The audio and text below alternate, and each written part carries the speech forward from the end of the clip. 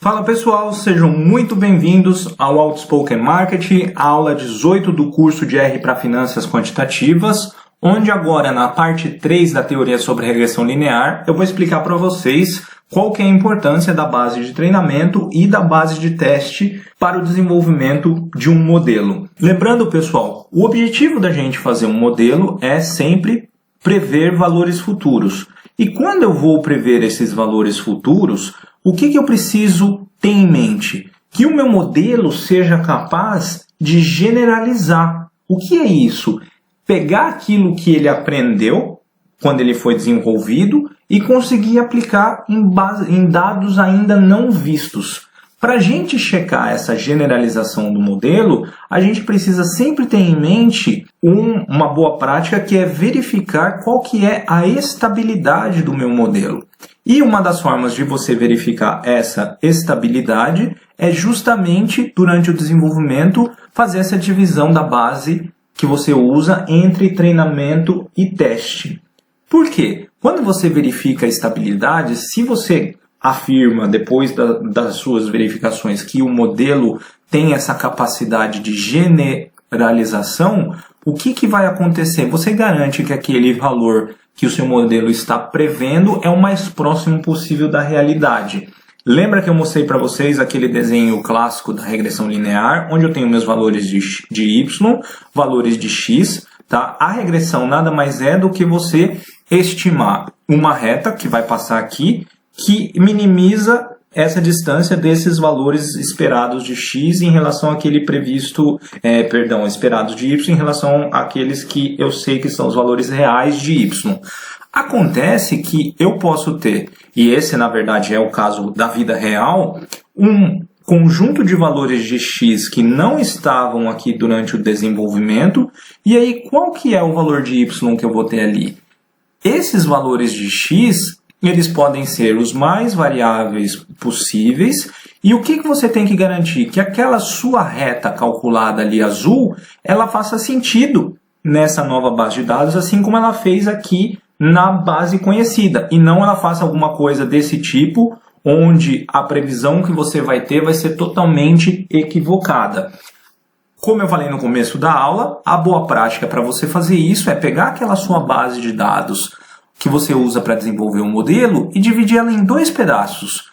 Geralmente aqui num tamanho de 80%, isso é um número que pode variar, mas só por regra geral, e aí você usa esses primeiros 80% da base para fazer o treinamento do modelo. É aqui que você vai ensinar o modelo quais são os padrões nos dados. Depois você vai pegar o outro pedacinho de teste e você literalmente vai fazer o teste. Você vai ver se aquilo que ele aprendeu aqui está se repetindo, porque aqui você conhece o valor da sua saída, o valor do seu alvo. Como que você calcula a diferença entre o quanto o modelo está acertando no treinamento e o quanto ele está acertando no teste, né? Esse erro entre as duas bases. Existem diversas formas, uma das mais utilizadas no caso da regressão linear é o MAP. E o que é o MAP? Ele é um acrônimo do inglês para Mean Absolute Percentage Error. E esse erro médio absoluto, um percentual aqui no caso, ele é calculado justamente pelo absoluto entre o seu valor, a diferença absoluta entre o seu valor real e aquele previsto pelo seu modelo, tá? Dividido pelo seu valor real e multiplicado por 100, que a gente está falando aqui do percentual. Ou seja, o MAP que você tem aqui no seu treinamento, ele vai ter que ser, quando você aplicar aqui no teste, o mais próximo possível. E por quê? Significa que com dados novos, o seu modelo está tendo aquilo que a gente quer, que é a capacidade de fazer a generalização, justamente quando esse erro aqui é reduzido. Basta eu ter um MAP próximo aqui e eu posso dizer que meu modelo está bom? Não, existem várias formas de você garantir que o modelo é bom, essa é uma delas.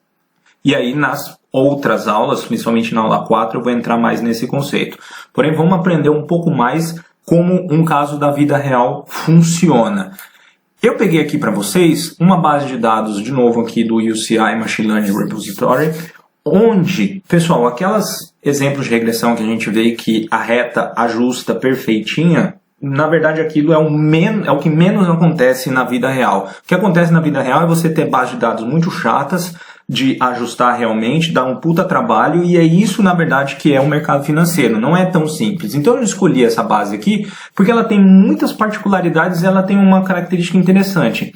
O objetivo dela é que a gente preveja, dados alguns atributos de músicas, qual que é o ano de lançamento da música, que pode ser entre 1922 e 2011. E ela tem um número bem bacana de registros, que é mais de 500 mil. Então já é uma base de dados que tem muito mais sentido com a vida real, porque não é assim tudo tão redondinho. Vamos abrir aqui o R, e aí eu vou mostrar para vocês como a gente consegue modelar uma base desse tipo um pouco mais complicada. Por quê? Porque eu venho preparando vocês para essas desafios, vamos dizer assim, da vida real, que são essas bases mais complicadas, porque você depois vai fazer o modelo para o mercado financeiro. E ali é vida de verdade, é guerrilha, então a gente tem que estar muito preparado. Então, para não ter nenhum perigo, vou escolher aqui o diretório, tá? Vou carregar as bibliotecas e eu deixei aqui os códigos prontos para a gente agilizar um pouco a aula e eu focar mais na teoria para vocês. Então eu vou carregar essa base de dados, lembrando, pessoal, código e base disponíveis lá no outspokenmarket.com. Então eu carrego aqui dentro da variável songs, aquela minha base de dados, você vê aqui o mais de 500 mil de registros, 91 variáveis, nas quais aquela variável V1 é o alvo, que são os anos, ok? O que a gente faz depois? Como ele mesmo sugere aqui no site da UCI, você divide os primeiros 463.715 registros para treinamento e 51 mil para teste. Ele está aqui mais ou menos numa faixa de 10%, então está 90, 10, não necessariamente 80, 20, como eu falei, mas como eu disse, é um número variável. Vamos seguir o exemplo dele aqui. Então eu crio dois outros data frames, onde eu chamo de songs train e songs test, dividindo justamente do modo que ele sugeriu. E aí vamos rodar a regressão. Lembrando o código da aula passada, atribuo a fórmula da regressão a uma variável chamada regressão.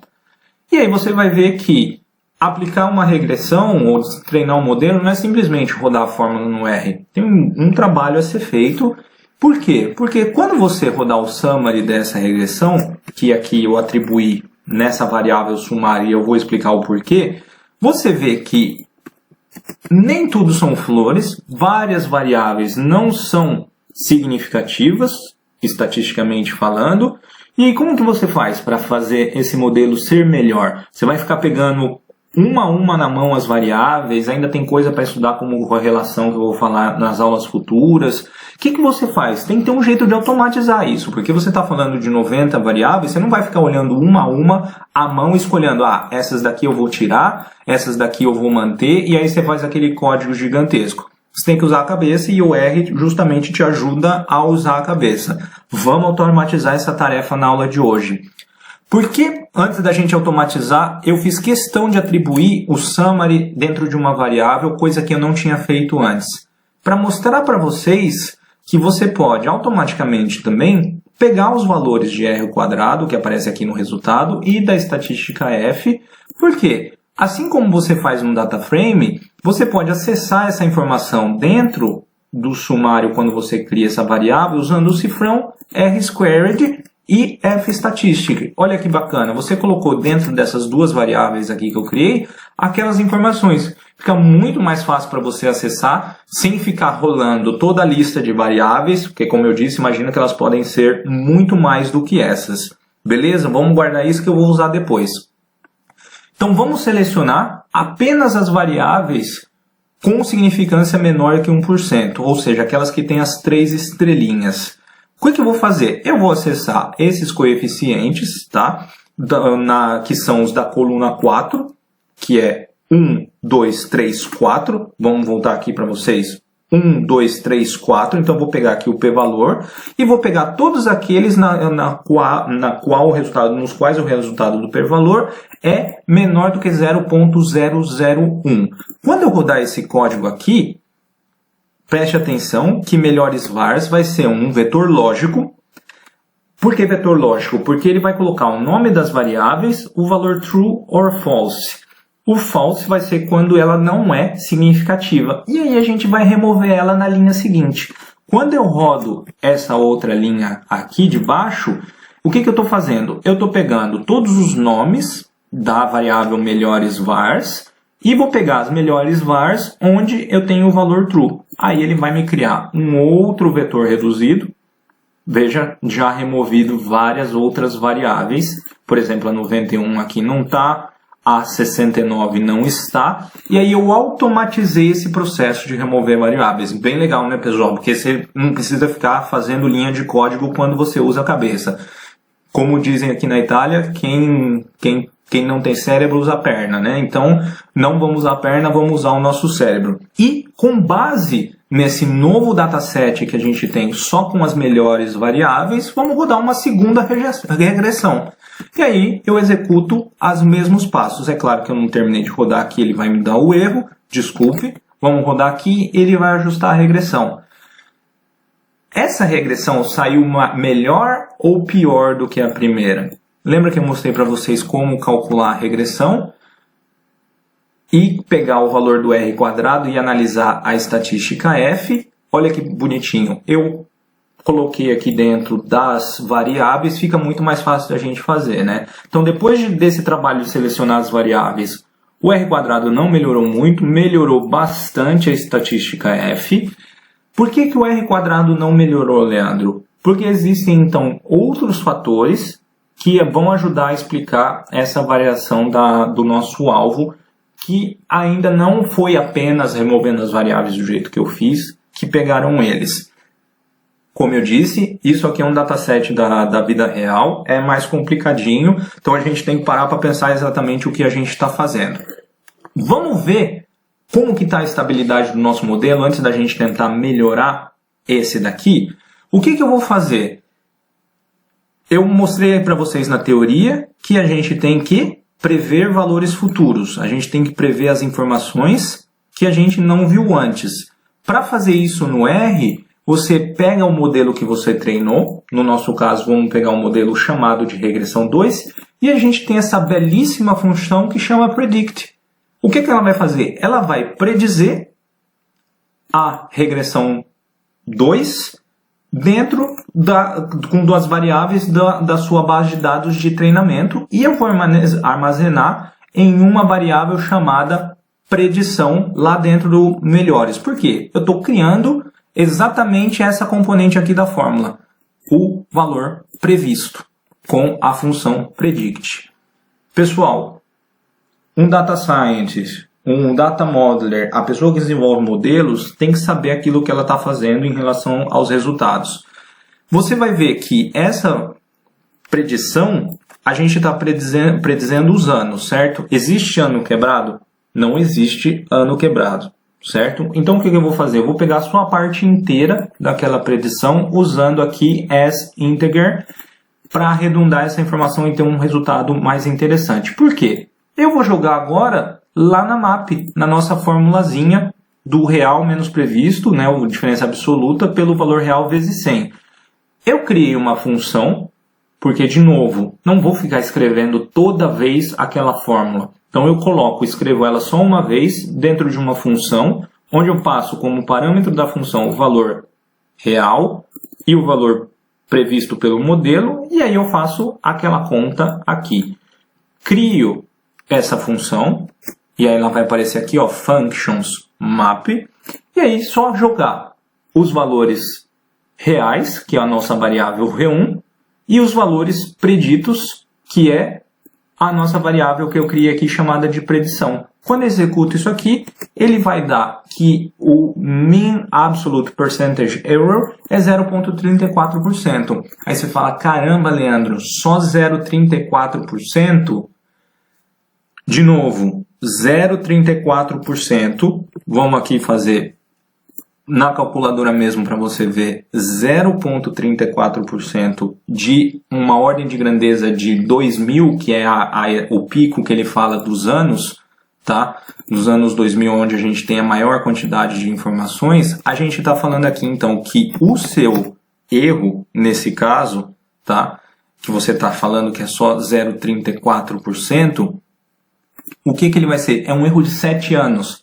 Então, se eu estou querendo dizer que a música é de 2010, eu vou falar que ela é de 2003 ou 2017, parece um erro muito pequeno, mas dentro do meu contexto é um erro enorme. 7 anos pode ser um erro enorme. Imagina se você é o cara que está projetando um modelo para pousar a Insights lá em Marte. Se você errar 0,34% e esses 7 anos aqui, na verdade, forem 70 quilômetros, você joga uma sonda espacial de 300 milhões de euros para o espaço sideral, ao invés de ir pousar lá no outro planeta. E você jogou o dinheiro de todo mundo fora. Fica muito ligado o que realmente significa o erro quando você estiver trabalhando com erro. Beleza, pessoal? Voltando aqui então. Eu tenho que, de novo, calcular o erro agora na minha base de teste para saber se essa diferença aqui é interessante ou não, se é baixa ou não. Então o que eu vou fazer? Vou aplicar a função predict do meu modelo regressão 2, só que agora na minha base de teste. E vou criar uma variável chamada predição dentro da base de teste. E aí, depois que eu faço isso, eu vou rodar o map para o teste. Quando a gente só colocar aqui lado a lado o map do train e o map do teste, eles são extremamente próximos. Tá? Ou seja, dentro daquilo que o meu modelo conseguiu aprender, ele está reproduzindo aquilo que ele aprendeu numa outra base de dados. Isso é ótimo.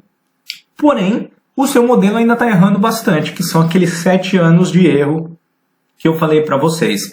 Então existem outras coisas para serem analisadas aqui. Fique ligado no curso que eu vou entrar nesses detalhes a te ajudar a entender como você consegue melhorar um modelo, ainda mais analisando outras particularidades que a gente tem. Beleza, pessoal? Espero que vocês tenham curtido a aula. Deixem as suas dúvidas, me escrevam. Um grande abraço e até a próxima. Tchau, tchau.